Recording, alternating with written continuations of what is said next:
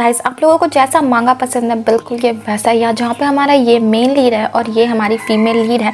तो हमारा जो मेल लीड होता है वो बहुत ज़्यादा रिच होता है और हमारी फीमेल लीड जो होती है वो बेचारी होती है। और हमारा मेन लीड मतलब उसका जो डिज़ायर होता है ना, मतलब जो चाह होती है ना हमारी फीमेल लीड के प्रति, वो बिल्कुल भी नहीं छुपाता है। मतलब वो खुल्लम खुल्ला बोल रहा होता है कि मुझे तुम चाहिए, ठीक है।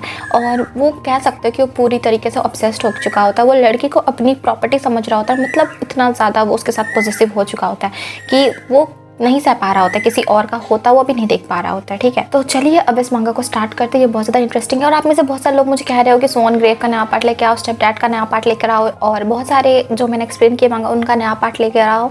लेकिन अभी तक उसके न्यू एपिसोड्स आए नहीं है, इस वजह से मैं एक्सप्लेन नहीं कर पाई हूँ। जैसे उसके न्यू एपिसोड्स आएंगे मैं एक्सप्लेन कर दूंगी यार, प्लीज़ प्लीज़ सॉरी, क्योंकि मैं एक्सप्लेन नहीं कर पा रही क्योंकि उसके न्यू एपिसोड्स नहीं आए हैं। तो मांगा की स्टार्टिंग में हम देखते हैं कि कुछ लोग नहीं सॉरी 2 लोग एक साथ है और तुम देख सकते हो क्या चल रहा है, ठीक है। और लड़कियों को ऐसा महसूस होता है कि नहीं, उसकी बुरी किस्मत उसको इतना बुरा वक्त, मतलब इतना अच्छा वक्त कहना चाहती है ये, पर ये जो हो रहा है ना, ये लड़की चाहती ऐसा हो पर उसे पता है कि इन दोनों का कुछ फ्यूचर नहीं है, इसलिए वो नहीं चाहती कि ऐसी बुरी किस्मत में वो फंसे, ऐसे इंसान के साथ वो फंसे। फिर सीन जो है शिफ्ट होता है और हमें दिखाया जाता है पहले का सीन, मतलब कुछ समय, मतलब कुछ नहीं, थोड़े टाइम पहले का सीन, जहाँ पे एक लड़की को बोला जाता है कि कुछ गेस्ट आने वाला है इसलिए तुम रूम को अच्छे से अरेंज करो।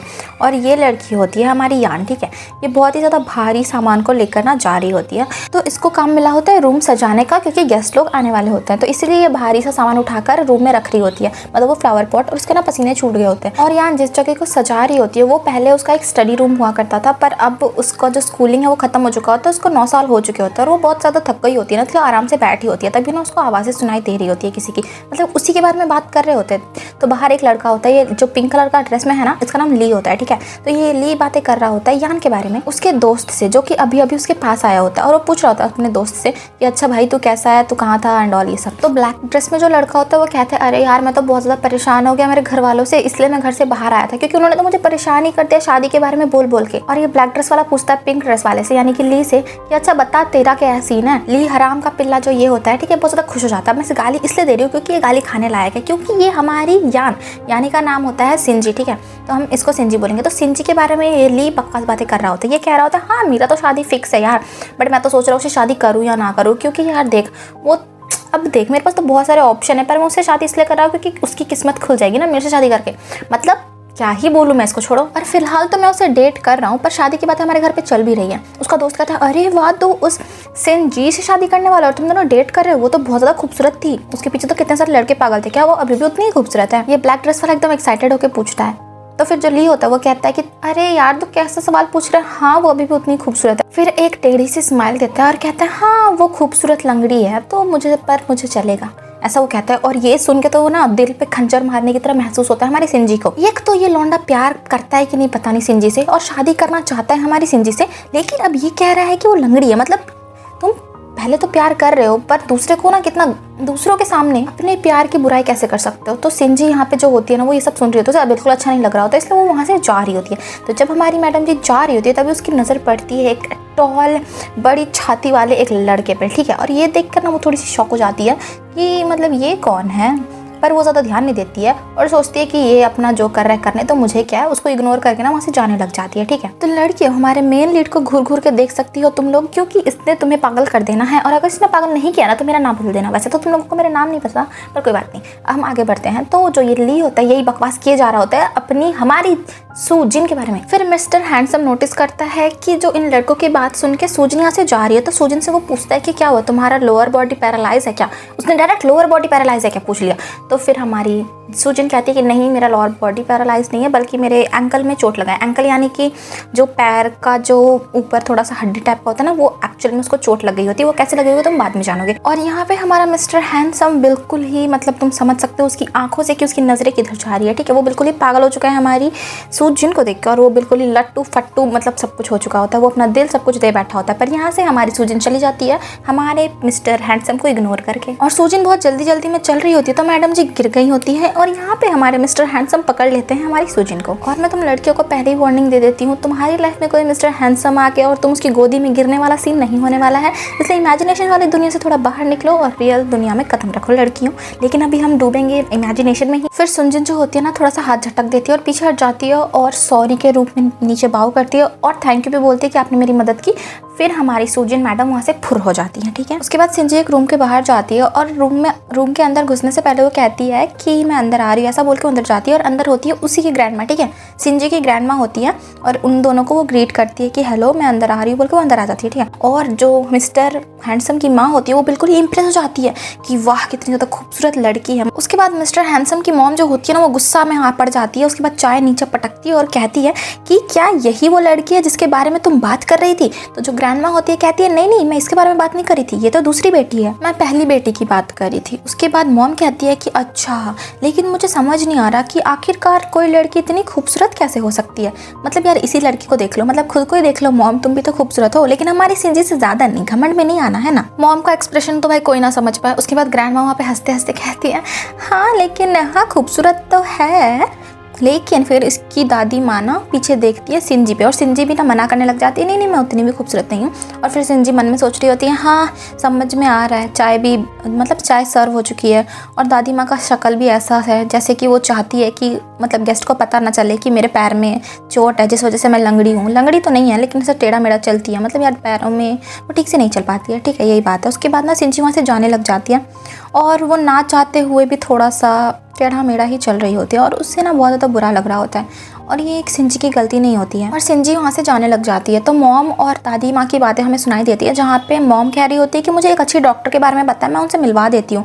पर जो मॉम होती कहती है कि नहीं कोई ज़रूरत नहीं है। उसके बाद ये दादी माँ बाहर आती है रूम के और फिर सिंजी को ऐसा पकड़ लेती है और बोलती है कि ये क्या तुम्हारे चेहरे पर मेकअप क्यों लगा के रखा है तुमने, ऐसा बोल के ना मुँह पोंछ देती है। और ये बुढ़ी बिल्कुल ही नफरत वाली चेहरे से देख रही होती है, ठीक है, उसका लिपस्टिक तो मिटा भी देती है और कहती है कि तुम्हें ये सब लगाने के लिए किसने बोला और तुम्हें क्या लगता है कि तुम ये सब लगा के बहुत अच्छी दिखने वाली हो, तुम्हें ये सब हरकत करने की कोई जरूरत नहीं है और तुम बस अपना काम करो ठीक से, ठीक है ना। और तुम्हारा बटन भी खुला हुआ है, तुम्हारा ध्यान कहाँ है, तुम क्या उस लड़के को इम्प्रेस करने की कोशिश कर रहे हो या फिर उसकी माँ को? तुमसे कोई इम्प्रेस नहीं होने वाला, ठीक है, तुम लंगड़ी हो उसी तरह रहो। इससे हमें पता चल जाता है कि ये जो बुढ़ी है ना, ये बुढ़ी बिल्कुल नहीं पसंद करती है। क्योंकि सिंजी की बहन और एक है ना, तो ये बुढ़ी ना उसको ज्यादा पसंद करती है, ना कि हमारी सिंजी को। और ये बुढ़ी फिर सिंजी से कहती है कि रूम सब साफ कर देना क्योंकि गेस्ट आके वहाँ पे रेस्ट करने वाले हैं। और सिंजी भी अपने होठों पे छू के बोलती है कि ठीक है और वहाँ से जाने लग जाती है, मतलब रूम साफ करने के लिए। सिंजी कहती है वैसे भी उसे इन अमीरज़ादा लोगों के बीच में नहीं पड़ना था और दबाव नहीं होता ना, फिर भी वो अच्छे से ही बिहेव करती। फिर वो रूम के अंदर जाती है साफ सफाई करने के लिए, तो वो देखती है कि कोई आदमी मिस्टर हैंडसम कपड़े चेंज कर रहा है, इसलिए वो जल्दी से दरवाज़ा बंद कर देती है और सॉरी बोलती है। और सिंजी का ना ख्याल नहीं होता है, मतलब वो ध्यान नहीं दे रही होती है क्योंकि यार रात का समय होता है तो डिनर टाइम होता है, तो अभी कौन होगा करके वो सोचती है, इस वजह से वो गई होती है। तो मिस्टर हैंडसम यहाँ पे फिर कहता है सिंजी को कि अंदर आ जाओ क्योंकि उसने कपड़े पहन लिए होते हैं, ठीक है। तो सिंजी जैसे दरवाज़ा खोलते हुए देखती है कि मिस्टर हैंडसम फुल्ली ड्रेस्ड है और वो ना माफ़ी मांगने लग जाती है फिर से कि मुझे माफ़ कर दीजिएगा, मुझे कहा गया था कि आप रूम में नहीं हो, इस वजह से मैं बिना नॉक करे आ गई, वरना तो मैं हमेशा नॉक करती हूँ, मुझे प्लीज़ इस बार माफ़ कर दीजिए, ऐसा वो बोलती है। पर हमारा मिस्टर हैंडसम कहता है कि कोई बात नहीं। और मिस्टर हैंडसम सिंजी को ऐसी नज़रों से देख रहा होता है जैसे उसे खा ही जाएगा और सिंजी को ना बहुत ज़्यादा अजीब लग रहा होता है, मतलब तुमने भी महसूस किया होगा, तुम्हें कोई घूरता है तो तुम्हें समझ नहीं आता क्या करें। उसके बाद मिस्टर हैंडसम किसी और से बातें करने लग जाता है क्योंकि सिंजी के पीछे उसका सेक्रेटरी खड़ा होता है, तो मिस्टर हैंडसम सेक्रेटरी से बात कर रहा होता है। तो यहाँ पे ना सिंजी कहती है कि ठीक है सर मैं यहाँ से जा रही हूँ, तो यहाँ पे मिस्टर हैंडसम कहता है कि नहीं तुम्हें मेरा डिनर लेकर आना पड़ेगा इस रूम में, ऐसा बोलकर वहाँ से फुर हो जाता है। उसके बाद सुबह का समय दिखाया जाता है जहाँ पे प्रेयर्स चल रही होती है, जो कि कर रही होती है मॉम। और क्या मांग रही होंगी? अपनी बेटी के लिए बहू, सॉरी अपने बेटे के लिए बहू मांग रही, मतलब बेटे के लिए पत्नी मांग रही, मतलब अपने लिए बहू, ठीक है। फिर भगवान से पूछती है कि भगवान आपको मेरी आवाज़ सुनाई दे रही है कि नहीं। और उसके बाद अपने बेटे से कहती है, मिस्टर हैंडसम से जिसका नाम तायोन होता है, उसे कहती है कि तुम भी आके प्रेयर करो ना। पर मिस्टर हैंडसम कुछ नहीं सुन रहा है, ठीक है, वो एक कान से सुन के एक कान से निकाल दे रहा है और अपने काम में बिजी पड़ा है वो। मॉम कहती है तुम हमेशा ही तो बिजी रहते हो, कभी अपनी वाइफ के लिए, कभी अपने फ्यूचर के बारे में भी तो सोचो, कितना बिजी रहोगे, यहाँ पर आओ और मेरे साथ प्रेयर करो। तो मिस्टर हैंडसम जिसका नाम तायोन होता है, तो मॉम तायोन को डांट रही होती है और बाहर से हमारी सुंजी पानी मतलब कुछ लेकर आ रही होती है और हमारा मिस्टर हैंडसम बिजी होता है। और मॉम कहती है तायोन से कि देखो अभी प्रेसिडेंट ने तुम्हें रेस्ट दिया है तो तुम्हें अभी रेस्ट करना चाहिए, अब तुम ज़्यादा ये मत करो। और तभी बाहर से सुंजी कहती है कि मैं सुंजी हूँ और मैं अंदर आ रही हूँ, पर जो अपनी माँ की एक भी बात नहीं सुन रहा होता है उसकी डायरेक्ट कान में आवाज़ घुसती है सुंजी की। और जैसे ही हमारी सुंजी सुंदरी अंदर आती है कि हमारे मिस्टर हैंडसम की नज़र पड़ जाती है और फिर से अजीब लग रहा होता है हमारी सुंजी को कि फिर से ये मुझे वैसे ही पागलों की तरह ताड़ रहा है और पता नहीं मुझे इतना अजीब क्यों लगता है जब ये ताड़ता है। पर सुंजी अपना काम कर रही होती है तो उसे करना तो पड़ेगा। फिर वो मॉम के पास जाती है और उन्हें वो ड्रिंक ऑफर करती है कि मैं आपके लिए लेकर आई हूँ। फिर मॉम पूछने लग जाती है, अच्छा हाँ मैंने तुमसे ना तुम्हारा नाम पूछा ही नहीं पिछली बार, तुम्हारा नाम क्या है करके मॉम उससे पूछने लग जाती है और पूछती है कि तुम सिंगल हो या डबल हो। तुम बता देती है सुंजी कि मैं सिंगल ही हूँ। मॉम कहती है अच्छी बात है ना, अभी वैसे भी तुम बहुत ज्यादा यंग और ब्यूटीफुल हो तो तुम्हें कोई भी मिल जाएगा, तुम बस राइट पर्सन का इंतजार करो, यानी कि सही लड़के का इंतजार करो, वो समय आते ही तुम्हें मिल जाएगा और तुम मुझसे शादी कर लेना। सुंजी कहती है कि शादी करना और प्यार करना ये सब बहुत सारी कॉम्प्लिकेटेड चीज़ लगती है मेरे को। और यहीं पे ये मिस्टर हैंडसम ये सारी बातें सुन रहा होता है और ये सारी बातें सुन के हंसने लग जाता है हाँ। और मिस्टर हैंडसम हंसे या दुख दे मेरे को तो खुशी ही होती है। मॉम फिर अपने बेटे पे नजर गड़ाती है और कहती है कि तुम क्या हंस रहे हो, हाँ तुम्हें मैंने डेट करने के लिए कब से कहा है, अभी तक तुम्हें एक लड़की नहीं मिली है, बताओ मैंने तुम्हारे लिए कॉन्ट्रैक्ट बनाया है, मैंने बहुत सारी लड़कियों को लिस्ट में बनाया है और तुम उनमें से किसी लड़की को चूज करोगे या फिर किसी के साथ डेट पे जाओगे और किसी से शादी करोगे, मुझे नहीं पता, तुम्हें चूज करना ही पड़ेगा। और बेटा भी हाँ कह देता है, इसलिए मॉम बहुत खुश हो जाती है। उसके बाद मॉम सिंजी से मदद मांगती है, सिंजी से कहती है कि ये एक फाइल है, ये जाके तुम्हारी ग्रैंड मदर को दे देना और उन्हें कहना कि इनमें से सेलेक्ट करेगी कौन सबसे ज्यादा अच्छी लड़की लगी उन्हें। तो सिंजी फिर पूछती है बस मुझे इतना ही करना है, मुझे जाके बस वो पेपर दे देना है। तो मॉम कहती है हाँ तुम्हें बस जाके वहाँ पे पेपर दे देना है अपनी ग्रैंड माँ को। और मॉम ये भी कहती है कि तुम भी देख लेना उन लड़कियों में कौन ज्यादा अच्छी लगी तुम्हें, ताकि मेरे बेटे के कंपैटिबल हो, मतलब उसके औकात की हो। और मिस्टर हैंडसम की नजरें तो हमारी सुंजी पे ही होती है। उसके बाद मॉम कहती है बेटे से चलने के लिए और ये दोनों वहाँ से फुर हो जाते हैं और उसके बाद सिंजी वहीं पे रहती है। उसके बाद मॉम बेटे से कह रही होती है कि तायोन तुम्हें ना ऐसे डेट करने की कोई ज़रूरत नहीं है, तुम डायरेक्ट पसंद कर लो, जो लड़की तुम्हें पसंद आई है उसके साथ तुम्हारी मैरिज करा देंगे, सिंपल सी बात है, तुम्हें टाइम वेस्ट करने की ज़्यादा ज़रूरत नहीं है। या फिर अगर तुम किसी में इंटरेस्टेड हो तो बता दो मुझे, मैं तुम्हारे साथ उसकी शादी करवा दूंगी, पर तुम टाइम वेस्ट बिल्कुल भी मत करो। उसके बाद मॉम आ जाती है सुंजी पे और कहती है वो लड़की तो बड़ी कमाल की, उसका चार्म ही अलग है, वो बहुत ज़्यादा खूबसूरत है ना। और मन में तो बेटा सोच रहा है कि हाँ मॉम वो तो बहुत ही ज़्यादा खूबसूरत है, लेकिन फिर मॉम को कहता है कि मॉम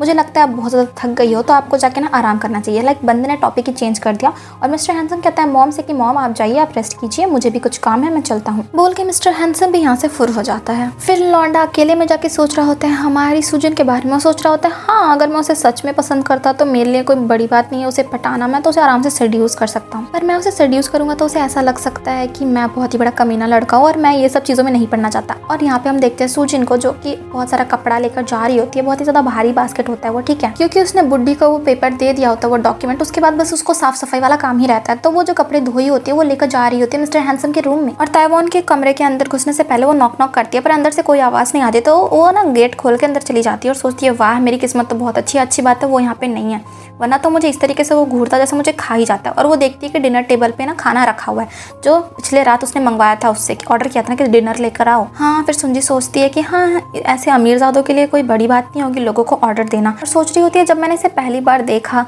तो लग ही रहा था कि मतलब इसे बचपन से ही सब कुछ मिला है और इसके लिए कोई बड़ी बात नहीं है लोगों को ऑर्डर देना।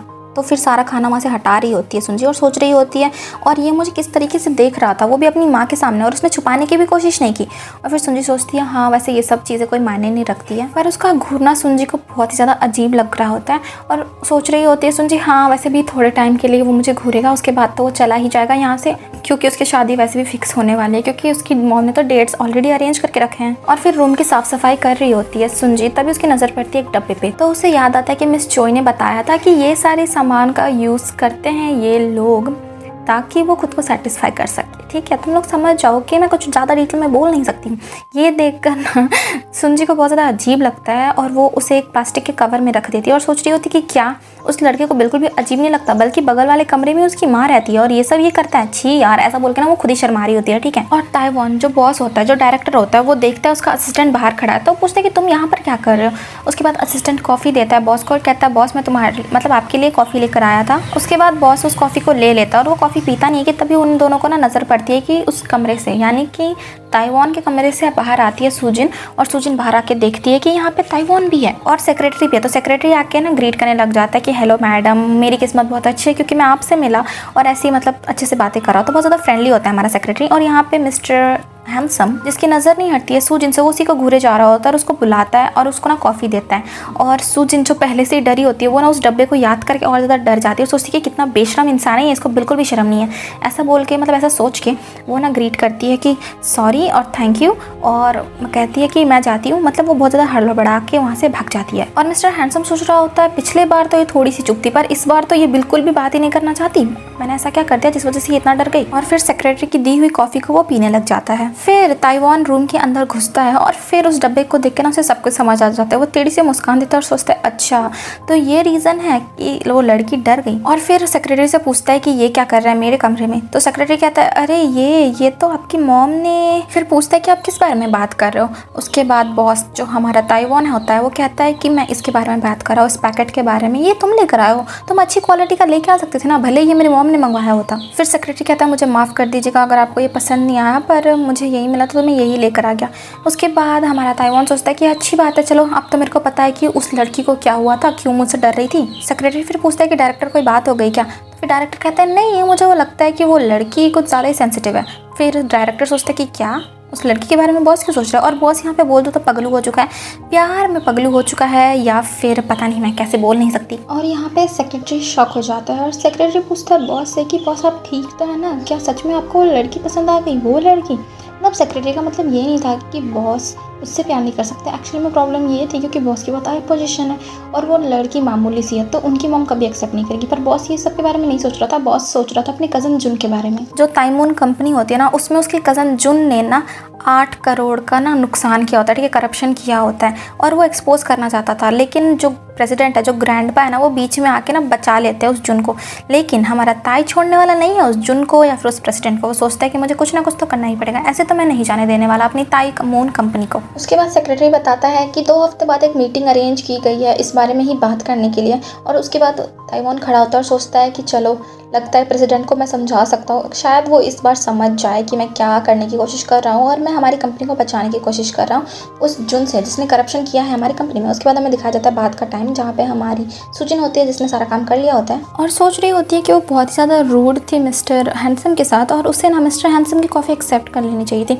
पर फालतू का ना दया दिखा रहा था बॉस, तो ऑब्वियसली कोई एक्सेप्ट नहीं करना चाहेगा। उसके बाद तभी उसके फ़ोन पे एक नोटिफिकेशन आता है, वो फ़ोन देखती है और फिर फ़ोन उठाती है। तो सामने की साइड से जो बंदा होता है ना, वो स्माइल करते हुए एक महंगी सी गाड़ी चला रहा होता है और कहता है हमारी सूजिन को कि तुम कहाँ हो, मैं तुम्हारे घर के सामने ही हूँ, जल्दी से बाहर आ जाओ। तो सूजिन ये सुन के शौक हो जाती है कि क्या मेरे घर के सामने, इसलिए वो बाहर चली जाती है देखने के लिए। हम देखते हैं कि एक महंगा गाड़ी में एक हैंडसम सा लड़का आता है एक पेपर पकड़ के और सूजिन को पेपर थमाता है। और सूजिन को समझ में नहीं आता कि ये पेपर किस बारे में, तो वो ना देख रही होती है कि ये पेपर क्या है। तो सूजिन कहता है लगता है कि तुम्हें समझ नहीं आया पेपर क्या है, तुम तो बिल्कुल भी सब्र नहीं रख सकती। ये पेपर है तुम्हारा रिकमेंडेशन लेटर अब्रॉड यूनिवर्सिटी के लिए, मतलब इनके यूनिवर्सिटी ने अब्रॉड जाने के लिए रिकमेंड किया है हमारी सूजिन को। और सूजिन सोच रही होती है कि अब उसे क्या करना चाहिए। मतलब सूजिन बहुत ज़्यादा एक्साइटेड होती है पहले अब्रॉड जाने के लिए, पर अब वो सोचती है कि उसे जाना चाहिए या नहीं, क्योंकि उसकी दादी माँ उसके पेरेंट्स मानेंगे या नहीं। और ये लड़का कह रहा होता है कि देखो तुम्हारा तो कब से मन था अब्रॉड जाके पढ़ने का, तो तुम डिसाइड कर लो कि तुम्हें क्या करना है और अब मैं जा रहा हूँ। तभी ये कार वाला बंदा नोटिस करता है कि यहाँ पे सिगरेट की स्मेल आ रही है, तो सोच रहा होता है यहाँ पे सिगरेट कौन पी रहा है और इधर उधर देखने लग जाता है। तभी सिंजी ना उसका हाथ पकड़ लेती है और ये लोग साइड में देखते हैं, जो कि होता है हमारा मिस्टर बॉस, मतलब मिस्टर हैंडसम, वो पी रहा होता है सिगरेट।